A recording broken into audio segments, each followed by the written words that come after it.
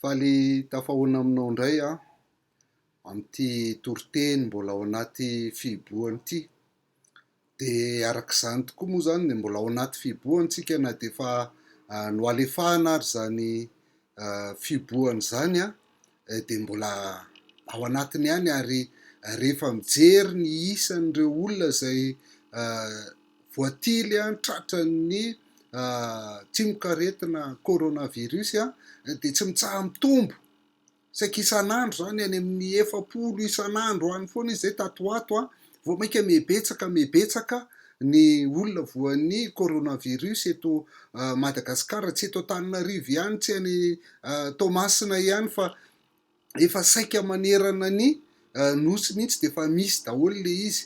Ao anatin'izany moa ny akamaroan'ny olona de mahita hoe efa lava izy ity de fa manomboka tsy taitra intsony, kanefa izay tsika tsy taitra izay mihitsy no mety mahatonga antsika mamindra sy vao mainka hampitombo sy tsy hahatapotra an'ity valanaretina sy ity fiboahana ity mihitsiny rehefa tsy taitra tsika zany.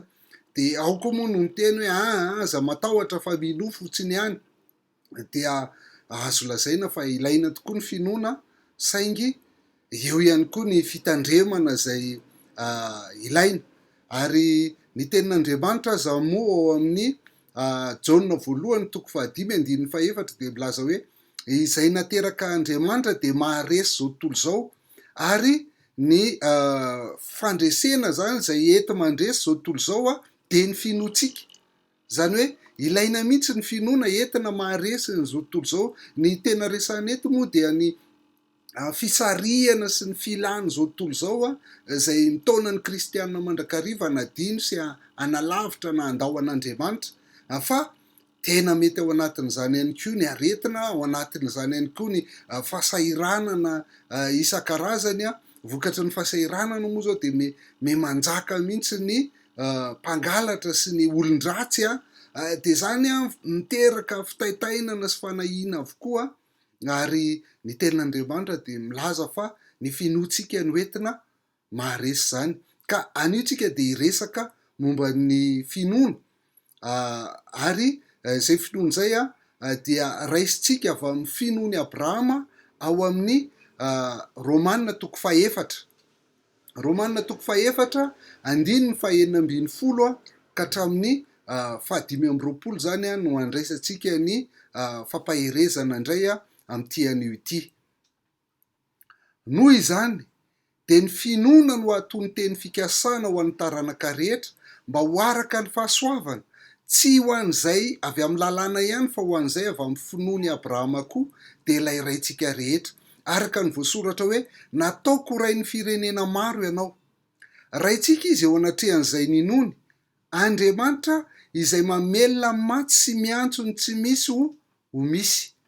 Na dia efa tsy nisy nanantenana aza de nanantena ihany izy kanino mba ho tonga rain'ny firenena maro, araka ny voalaza hoe ho tahaka izany ny taranakao. Tsy mba nalemy finoana izy na de ny hevitra ny tena no toy ny efa maty aza, satria efa tokony ho 100 taona izy. Toy izany koa ny fahafatesan'ny kibon'ny Sara. Tsy nisalasala tamin'ny tsy finoana ny amin'ny teny fikasan'Andriamanitra izy, fa nampaherezi ny finoana ka nanome voninahitra an'Andriamanitra, sady natoko tanteraka fa izay no lazainy de ainy atao koa, dia ny saina ho fahamarinana zany.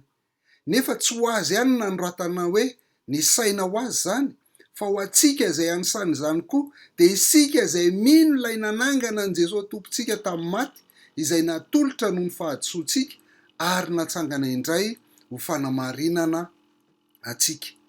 Ny 4 amin'ny bokin'ny Romana dia ao zany ny anehoan'ny Paoly, amela belaran'ny Paoly ny amin'ny fanamarinana amin'ny finoana.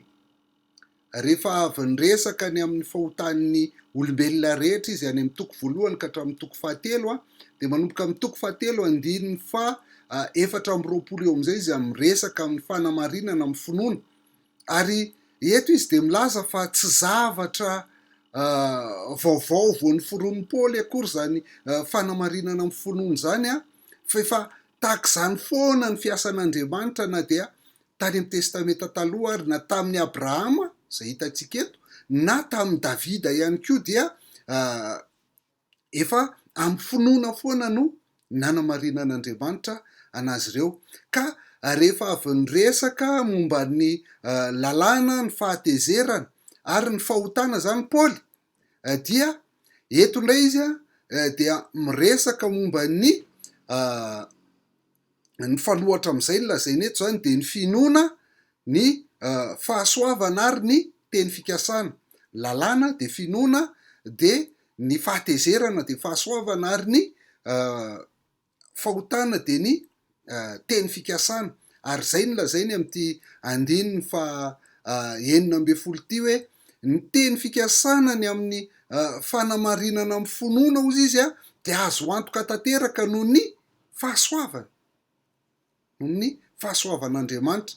Saingy tsy resaka loatra momba ny fanamarinana amin'ny finoantsika androany fa zay hitatsika amin'ity andiny fahenina amby folo ka hatramin'ny fadimy amby roapolo ty de ny finoany Abrahama zany no hojerentsika sy rahantsika mijery sy ho velabelarintsika eto. Dia tak'izao no hitondrantsika zany an'io finoany Abrahama izy eo anatsoahitsika ny finoantsika ihany koa zay entsika maharesy ny zao tontolo zao sy ny zavatra misy eto amin'ny zao tontolo zao. Ny voalohany dia hojerentsika aloha ny iantefan'ny finoany Abrahama, zany hoe ny objet de la foi-ny Abrahama, aiza no iantefan'ny finoany Abrahama io. Rehefa izay de jerentsika indray hoe avaiza io finoany io, teo zany hoe aiza de avaiza indray, zany hoe ny fiavian'ny finoany Abrahama indray no hojerentsika aorian'izay. Ary ny fahatelo farany de ny toetoetran'ny finoany Abrahama zay resahany eto moa zany hoe raitsika i Abrahama satria rainy mpino i Abrahama, dia mila fantatsika ny toetoetry ny finoany Abrahama mba ahafahantsika makatahaka sy mahazo an'izay finoana izay ihany koa. Ka jerentsika voalohany zany le inoany Abrahama, iza le inoany Abrahama, inona ny iantefan'ny finoany Abrahama. I Abrahama ne tsy olona hoe ninoino foana fa nanana objet ny finoany, nanana ny antefany ny finoany dia izay voalaza eto zany hoe Andriamanitra izay mamelona ny maty sy miantso ny tsy misy ho misy.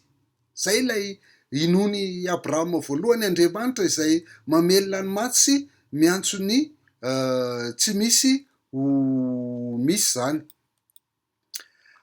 Taiza ho aiza teo amin'ny fiainany Abrahama moa zany no ahitana hoe mino an'Andriamanitra zay mamelona ny maty izy. Dia ny zavatra hitatsika de tamin'ny ninony zany an'Andriamanitra tamin'ny nahaterahany Isaka, satria na de efa antitra azy izy ary na de efa 100 taona i Abrahama tamin'io fotoana io, ary ny kibon'ny Sara ihany koa de efa momba, efa maty mihitsy ny kibon'ny Sara, de na ataontsika ary hoe afaka niteraka Sara hatramin'izay fa tsy momba, de ny fahanteran'ny Sara koa de efa tsy mamela anazy hiteraka intsony satria tonga am'le antsointsika hoe efa ménopause Sara eto. De akoatrany hoe efa maty zany ny kibon'ny Sara de mbola ménopause izy de mbola nino an'izay ihany i Abrahama, ary de hitatsika fa afaka niteraka soamatsara ihany izy zany zay. Zay ny voalohany zany lay ninony Abrahama hoe Andriamanitra de mamelona ny maty satria namelona ny kibon'ny Sara izy. Fa faharoa ihany koa zay nahitana hoe mamelona ny maty Andriamanitra de tamin'ny Abrahama zay nanolotra ny Isaka. Rehefa nitenen'Andriamanitra zany hoe eto Isaka, atoloro ho ahy Isaka, dia netiny Abrahama zany, fa teo mihitsy Abrahama nino hoe Andriamanitra de mahay mamelona ny maty. Ary zay mihitsy no tantarain'ny mpanoratra ny bokin'ny Hebreo amin'ny Hebreo 7:70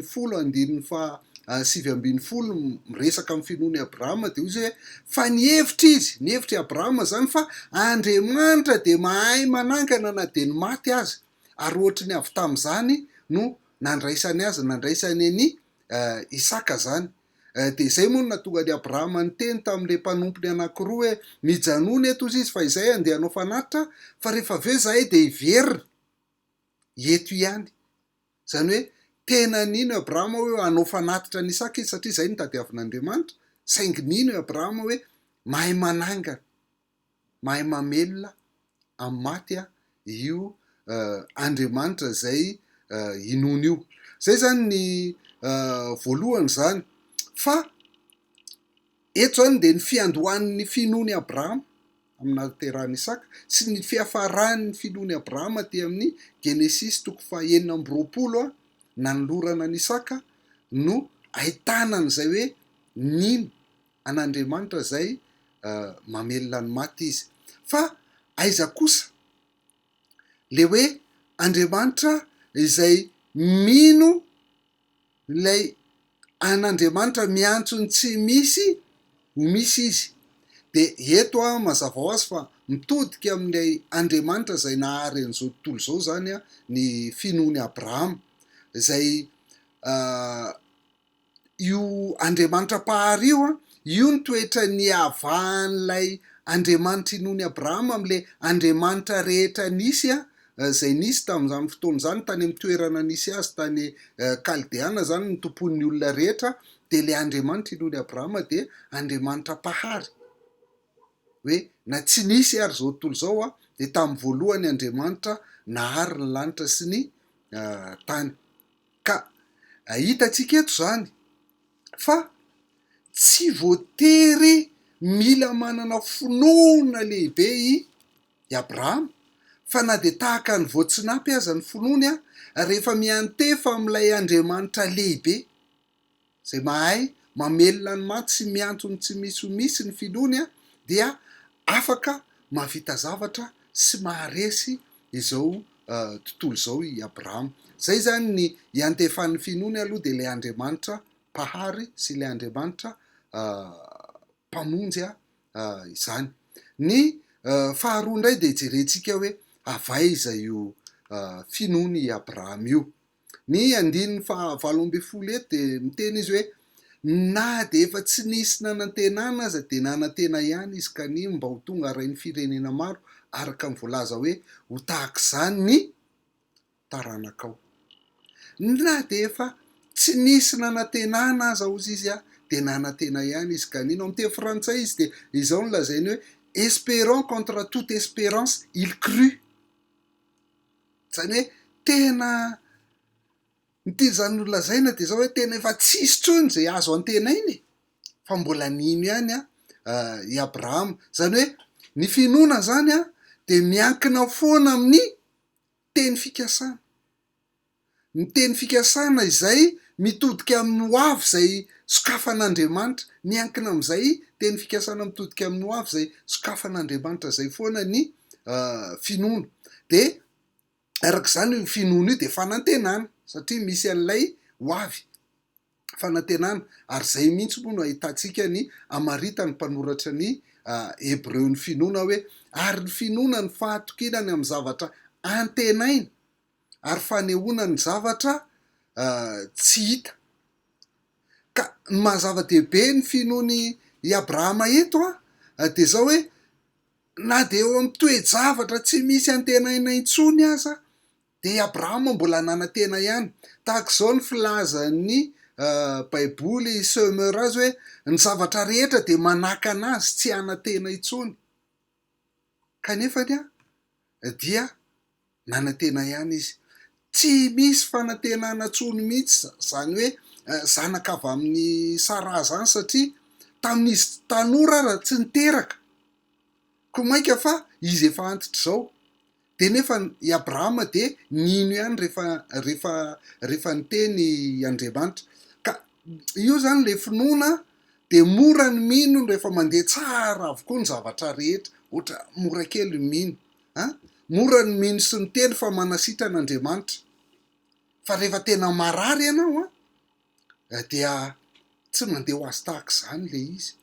Mora ny mino fa Andriamanitra dia miay atsika miporovoara ny besointsika, miazy zay zavatra ilayntsika rehetrarehetra, mora ny miteny izany.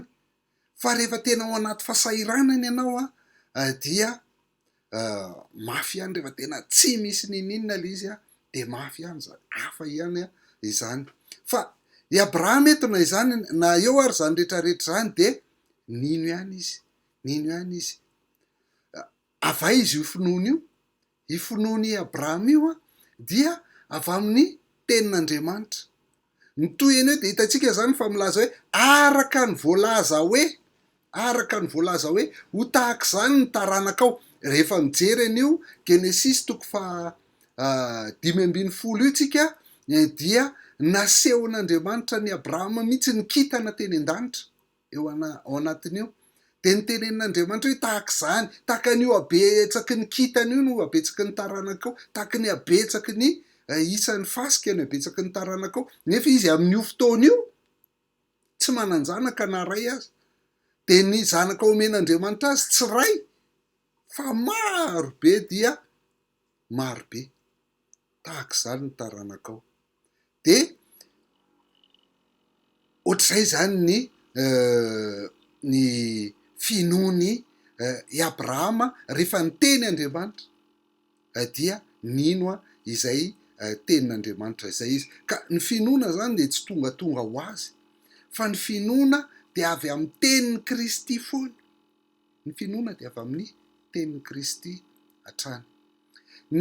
Raha izay ny fiavian'ny finoana zany nino ny Abrahama de ilay Andriamanitra izay mamelona ny maty sy manao ny tsy misy ho misy. Ary ny avian'ny finoany de avy amin'ny tenin'io Andriamanitra io ihany. Fahatelo ijery ny toetoetry ny finoany Abrahama tsika. Eto indray ny toetoetry ny finoany Abrahama dia misy antanatohatra anankitelo ny toetoetrany.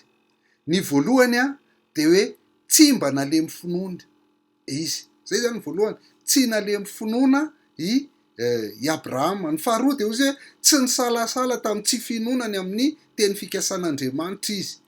Zay. Ary ny fahatelo dia natoky tanteraka izy.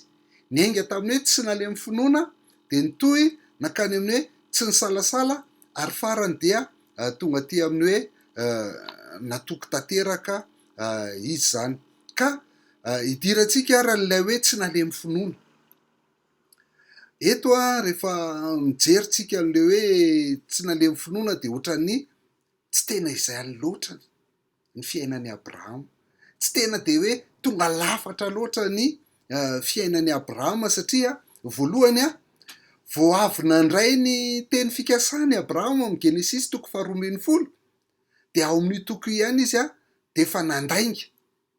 Satria natao ohatra hoe sao de vonon'ny Egyptiana ny vadiny de nandainga izy hoe anabavy ny Sara. Zany hoe tsy tena nanana fahatokiana loatra izy zany teto. Ao amin'ny toko 9:12 indray rehefa avy eo de rehefa niteny Sara hoe io i Agara fa araka ny fomba fanao de rehefa tsy miteraka ilay vady de afaka maka mpanompo de miteraka eo ambonin'le vady le mpanompo iny dia mety. De nanaiky koa i Abrahama. Zany hoe azo lazaina fa nalemy ihany koa ny finoany Abrahama teto de nanaiky ny sosikevitry Sara izy ka niteraka tamin'ny i Agara zany. Ary fahatelo amin'ny toko 7:12 ihany koa de ahitantsika ny hoe tsy tena tanteraka ny finoany i Abrahama zany satria rehefa tonga le anjelin'i Jehova laza fa hanananaka izy de niome izy sy Sara hoe aiza koa ny ahatanteraka an'izany, mba ataovy serieux fa zay efa antitra be ity ve de mbola hiteraka ihany. De hitantsika amin'izay zany fa tsy tena tanteraka loatra i Abrahama amin'ny finoany. Fa manino ny Paoly nefa no nasain'ny fanahy masina ny teny hoe tsy nalemy finoana izy satria ny azo ambara de zao hoe na de teo ary zany tsy fahatanterahan'ny finoany i Abrahama zany ny nijeren'Andriamanitra dia ny fiandohan'ny finoana sy ny fiafarany. ny fiandohan'ny finoany fatokidy zany eo am'toko 2 rehefa nytenena izy hoe miala amin'ny taninao sy ny havanao sy ny tranonrainao de niala teo izy. Ary nefa raha ny finoany moa dia nahavita izy ilay nahavita nanolotra anisaka le zanany lahatokana mihitsy satria zany ny hevitra fa Andriamanitra dia mahay manangana maty. Zay de ny faharoa de fantatsika ihany koa fa mpahazo ny olona rehetra, tsy Abrahama ihany fa mpahazo ny olona rehetra ny fanahiana indraindray. Ary samy mandalo an'izany daholo ihany tsika rehetrarehetra. Fa ny fahasoavan'Andriamanitra nefa de tsy tena mijery loatra lay atsipirian'lay tsy fahataterahan'ny finoantsika izy fa raha ohatra ka rehefa izy misy tsy mety, rehefa tsy tena mino iny tsika ka nino ny tonga de arian'Andriamanitra de tsy misy tafajanony eto. Petsaka mono mamoy am'zao mamoy hevitra am'zao fotoan'izao hoe tsy am'zao fotoan'izao fa hatramin'izay hoe io ne de mety ho very io finoana io fa raha avy amintsika mety ho very famonjena, fa raha avy amintsika ny tazona ny famonjena de milaza aminareo fa tsy misy na iray aza voavony zany. Fa Andriamanitra lehibe no mihazona atsika no mbola mahatoy izao atsika fa tsy noho isika avelively akory, fa fahasoavana izany. Ka le fahasoavan'Andriamanitra zany rehefa mijery any Abrahama izy de laza tamin'ny Paoly izy hoe tsy mba nalemy finoana i Abrahama. De marihana fa io finoana io zany de tsy zavatra mitsingevangevana any ambony ihany fotsiny fa mijery ny zava-misy eto tany ihany koa, zavatra tokony iainany eto tany ihany. Zany hoe i Abrahama eto de ozy izy hoe satria efa tokony ho 100 taona izy de toy izany koa ny fahafatesany kibony Sara ka de ny hevitra ny tena no toy ny efa maty mihitsy Abrahama. Zay tena ny hevitra ny tena no toy ny efa maty mihitsy Abrahama, ka izay ny tsy natateraka amin'ny finoana. Kanefa na izany aza de tsy nalemy finoana izy ka tsy niala mihitsy tamin'izay finoana zay hatramin'ny farany fa neny tsara foana i Abrahama. Ny toetoetry ny finoany Abrahama faharoa de ilay hitantsika eo amin'ny 220 hoe tsy nianahana. Zay izy amin'ny baiboly famakinareo fa eto izy de hoe tsy nisalasala tamin'ny tsy finoanany amin'ny teny fikasan'Andriamanitra i Abrahama zany. De eto mbola manamafy an'le teo ihany hoe tsy nianahana izy na tsy nisalasala izy araka ny fitenin'ny Paoly azy eto. Amin'ny teny grika moa le hoe tsy nisalasala tamin'ny tsy finoana io de hoe ho diekrite te apistia. Ho diekrite te apistia. Le ho diekrite eto de ohatra hoe i Abrahama de tsy mba nierika tatsina taroa ka latsaka amin'ny fandavana an'Andriamanitra sy ny teniny. Tsy zay le ho diekrite. Tsy nierika tatsina taroa izy ka tafalatsaka tamin'ny fandavana an'Andriamanitra sy ny teniny. Ary le hoe te apistia indray de hoe mandan'Andriamanitra sy ny teniny mihitsy izy. Tsisy finoana, mandan'Andriamanitra sy ny teniny. Ka tsy latsaka tamin'izany Andriamanitra fa de nentehatra trany tamin'le teny fikasan'Andriamanitra tetsy aloha hoe ho tahaka izany ny taranakao, tahaka ny kitany eny amin'ny lanitra ny taranakao. Ny toyany moa de hoe nampaherezin'ny finoana izy ka nanome voninahitra an'Andriamanitra. Fa rehefa mijery indray efa mampiasa teny grika ihany tsika de raisiko hoe amin'ny teny grika indray le hoe nampaherezin'ny finoana ny andresako azy de hoe datif de relation. Zay zany le nampaherezin'ny finoana, datif de relation. Zany hoe Andriamanitra nampahery any Abrahama noho izy nanana finoana. Fa tsy le finoana akory ny nampahery azy fa Andriamanitra nampahery azy noho izy nanana finoana. Ohatr'izay foana moa matetika itsika te hanindrahindra n'lay fitaovana satria ilainy io fitaovana io. Ny finoana, ny vavaka de te hanindrahindra an'izay tsika de lasa adinontsika Andriamanitra.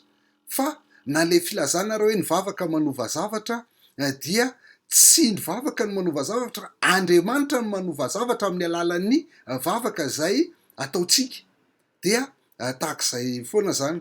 Ka rehefa tena mijery ny fiainantsika sika de mahita fa na de tsy nivavaka amina zavatra anankiray azy sika, na indraindray hafa ny vavaka ataotsika dia ny zavatra hafa koa ataon'Andriamanitra zay tsara lavitra no le nangatantsika na tsy nangatantsika akory azy.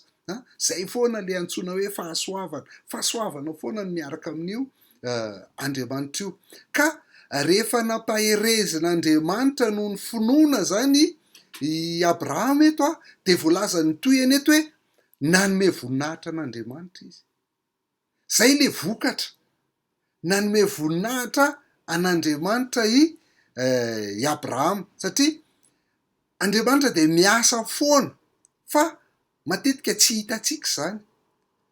De everitsika fa isika ny nanao an'lay zavatra na le nofinoantsika na tonga le izy na hoe ahoana, fa Andriamanitra mihitsy ny nanao an'io. Ary rehefa amin'ny fotoana ianao mahita hoe Andriamanitra no nahatonga an'io zavatra io dia tsisy azonao atao afa-tsy ny manome voninahitra an'Andriamanitra. Fa raha mieritreritra ianao ianao no nanao an'io satria ianao nivavaka, satria ianao be finoana na mivavaka be, dia lasa ny tenanao indray no omenao voninahitra na ny zavatra hafa indray no omenao voninahitra. Fa rehefa ny finoana, rehefa Andriamanitra no mampahery anao amin'ny finoana, de Andriamanitra no omenao voninahitra zany amin'izany. Ary ny farany moa zany amin'ny toetoetry ny finoany Abrahama de le hoe natoky tanteraka izy. Tsy nalemy finoany Abrahama ozy izy tsika, tsy nisalasala tamin'ny tsy finoanany amin'ny teny fikasan'Andriamanitra izy ary rehefa aveo de tena natoky tanteraka mihitsy izy, fa izay lazain'Andriamanitra dia hainy atao koa. Mahafinaritra be io andininy fa 120 io. Asa ianao raha matoky tahaka izany ihany koa hoe ndraindray tsika mieritreritra fa tian'Andriamanitra ny hanao an'izao na hanao an'izao atsika, fa ohatrany tsy toa tena vitany loatra zany. Na koa isika matetika mieritreritra fa tena vitan'Andriamanitra zany fa tsy te hanao an'izany amintsika fotsiny izy. Fa ny finoany Abrahama de izy roa mitambatra, sady voloara no tovoara. Matoa Andriamanitra miteny de satria izy manana an'ilay finiavana hanao an'iny zavatra iny, ary tsy vitany hoe te hanao an'iny fotsiny izy, fa manana hery amitana an'io zavatra tiany atao io ihany koa izy. Zay. Ka ny fotoana indray sisa ny lalaoviny eto, satria Andriamanitra de miasa amin'ny fotoana. Andriamanitra tsy tara zany fa ny zavatra rehetra zay ataon'Andriamanitra dia tsara avokoa rehefa amin'ny fotoanany. Fa itsika matetika ny tsy manana faharetana dia lasa tsy matoky. Na tsika tsy matoky hoe tian'Andriamanitra atao amintsika io zavatra io, na tsika tsy matoky hoe hain'Andriamanitra na vitan'Andriamanitra no manao an'io zavatra io. Fa i Abrahama neto dio fa 310 taona izy niandry. Zay Isaka vao teraka. 13 taona tao aorian'ny teny fikasany zany zay Isaka vao teraka. Izy moa efa 100 taona mahery tamin'izany fotoana zany. Dia eto no resahana amintsika hatrany amin'ny faharetana izany. Zay zany raha izay ny toetoetry ny finoany Abrahama. De andao hiverenantsika amin'izay ny finoantsika. Manahoana ny finoanao, manahoana ny finoako. Ny finoanao ve de lay fampahereza-tena, fatokisa-tena hoe tsy maintsy vitako io, sa inona, iza ny antefan'ny finoanao? Ianao sa ny volanao, sa ny fahaizanao, sa ny herinao, sa ny namanao, sa ny ray aman-dreninao, sa ny zanakao? Fa ny Abrahama ny objet ny finoany, ny antefan'ny finoany, de lay Andriamanitra mpahary sy Andriamanitra mpamonjy. Dieu créateur et rédempteur. Zay le Andriamanitrantsika. Fa io Andriamanitra io na ny zavatra tsisy ary de vitan'Andriamanitra ny mahary azy. Ary io Andriamanitra io na maty aza, na zavatra maty aza, de mbola vitany manangana an'izany. Ka aiza ho aiza amin'izay ny finoanao. Ny faharoa de zao hoe avaiza ny finoanao. Ny finoanao ve de finonom-pôna eny fotsiny hoe vitako io rangaha, mety io rangaha, sa ny finoanao de avy amin'ny tenin'ny Kristy. Miaina sy mamaky ny tenin'Andriamanitra isan'andro ve ianao mba hampitombo sy hanananao finoana, satria ny finoana de avy amin'ny tenin'Andriamanitra. Ary fahatelo, manahoana ny finoanao? Taiza hoaiza ny fiandohan'ny finoanao? De ninonino teny ve ianao, sa nisy fotoana anankiray tena nahafantaranao mihitsy hoe ianao de mpanota, fa noho ny fitiavan'Andriamanitra anao de nomeny Jesosy Kristy ho faty hisolo anao teo amin'ny hazo fijaliana, ka dia vokatr'izay fisoloan'i Kristy anao zay de lasa zanak'Andriamanitra ianao. Zay finoana, fiandohan'ny finoanao zay ny zava-dehibe. Raha mbola tsy eo zay de na ilaza ho manam-pinoana tahaka n'inona ary ianao de tsisy ho tanterakintsika, fa dia ho very any amin'ny afo be ihany na de havita zavatra be amin'ny finoanao azy ianao. Fa manahoana ny fiandohan'ny finoanao ary ny fiafarany? Fa raha ny finoanao, izay finoanao zay avy amin'Andriamanitra, satria fahasoavana namonjena anao tamin'ny finoana tsy avy aminao zany fa fanomezana avy amin'Andriamanitra, de ilaina nomboka asa tsara tao aminao. Izy ihany no hatanteraka izany mandra-piavin'i Jesosy Kristy. Izy no mitazona an'io finoanao io hatramin'ny farany, de io ny ankinan'ny finoanao. Fa izay ihany ny jeren'Andriamanitra, ny fiandohan'ny finoanao sy ny fiafarany arak'ilay fiteny hoe zay maharitra hatramin'ny farany no vonjena. Fa ny mampaharitra an'io raha avy amin'Andriamanitra finoanao io, de izy ihany no mitazona an'io hatramin'ny farany. Manahoana ny finoanao? So de mianahana amin'ny tsy finoana ny tenin'Andriamanitra ianao indraindray ka miala amin'Andriamanitra fa mitady zavatra hafa etsy sy eroa. Fa izao, ilaina ny fepetra raha am'izao aretina izao, ilaina ny manaraka ny fepetra, fa ny fatokina, ny fiankinana amin'Andriamanitra ihany no fototra, satria io de mahavita miaro antsika, tsy ho voan'ny aretina. Fa io na voan'ny aretina ary io de mahavita miaro antsika tsy ho fatiny zany, tsy ho voan'ny forme gravy. Fa na voa forme gravy ary ianao de mahavita miaro anao tsy maty io. Fa na maty ary ianao de mbola mahavita miaro anao miaraka amin'ny mandrakizay any an-danitra io Andriamanitra io. Ka matoky an'izany ve ianao de hifikitra amin'Andriamanitra foana na mafy na mora ny fiainanao amin'izao fotoana izao? Ary farany de zao hoe tena matoky an'ilay Andriamanitra ve ianao, fa ny zavatra teneny de tsy maintsy tanterahany. Eto tsika ny mila mijery fotsiny ny teny fikasan'Andriamanitra de mila raisitsika eo amin'ny tontolo manodidina azy, fa tsy mandray verset sy roa de fikiranao hoe tazomiko amin'ity ianao, Andriamanitra tsy avelako ty.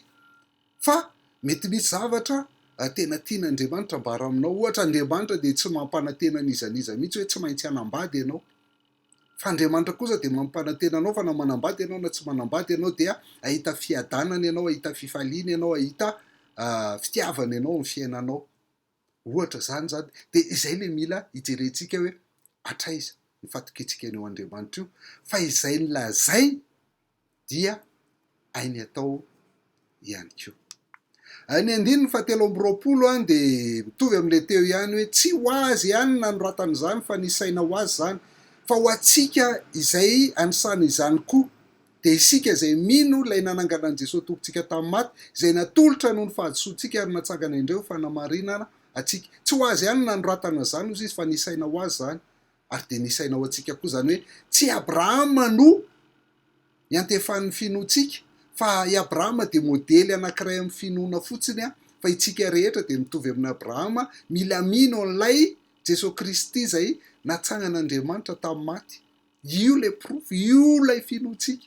Fa Andriamanitra de mahay mamelona na de ny maty ary Jesosy Kristy no natsangany amin'izany. Nafaty an'i Jesosy Kristy teo amin'ny hazo fijaliana de noho ny fahadisoantsika, fa nanangana anazy dia fanamarinana antsika hoe sady marina ny finoantsika no amarinina ihany koa tsika rehefa mino any Jesosy Kristy.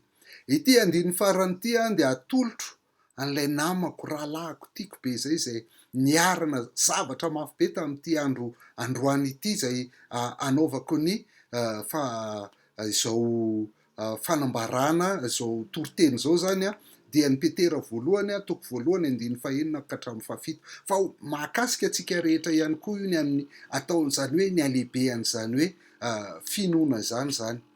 Izany ozy izy ny ravoravonareo na dia ampahalelovina vetivety ankehitriny amin'ny fizahatoetra maro samihafa azy ianareo raha tsy maintsy misy zany.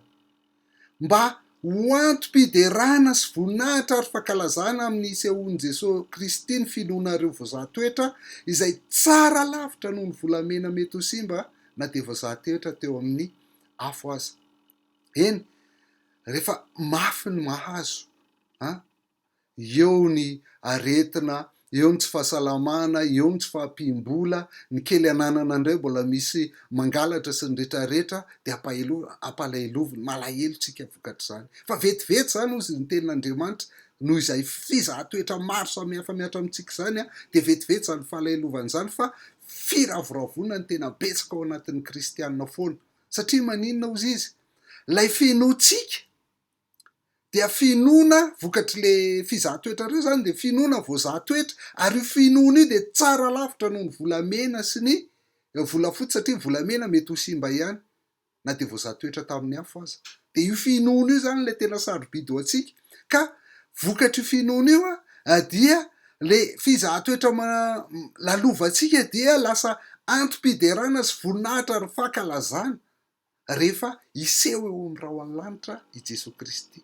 Dia izay mahatonga antsika faly sy ravoravoana na dia mafy ara ny zavatra lalovana. Dia mampahery ny reny rehetra, mampahery zay olona ao anatin'ny fahoriana rehetra, mampahery ny olona zay tsy salama rehetra, mampahery ny olona zay sahirana rehetra, ary mampahery ny olona zay hiara-ny fizahan-toetra rehetra fa ny finoantsika an'ilay Andriamanitra mahay mamorona tsy misy amin'ny tsy misy sy ilay Andriamanitra manangana ny maty rehefa jerentsika eo amin'ny tenin'Andriamanitra dia Andriamanitra izay afaka mampahery antsika amin'ny alalan'ny finoantsika dia hahatonga antsika manome voninahitra azy. Fa ny andrasany amintsika fotsiny dia itsika toky azy tanteraka satria izay lazainy dia hainy atao koa. Amen.